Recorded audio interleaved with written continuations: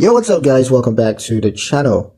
In today's video, we're going to talk about how to connect Lendingclub with Plaid-based apps. Plaid is the technology that powers secure connections between your bank accounts and thousands of financial apps, from budgeting tools to investment platforms. Since Lendingclub supports Plaid, you can easily link your accounts to apps like Venmo, Robinhood, YNAB, or Acorns for smoother financial management. To get started, all you got to do is open the app that you want to connect and then go to its linked bank or connect account option. And then when prompted to choose your bank, search for Lendingclub Bank. You will then be directed to a secured Plaid login screen where you can enter your Lendingclub's username and password.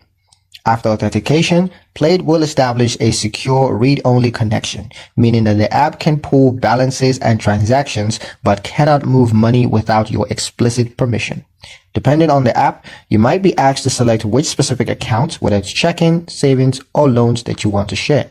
Once connected, your Lendingclub data updates automatically in the app, allowing you to budget, invest, or track spendings in real time without needing to manually upload transactions.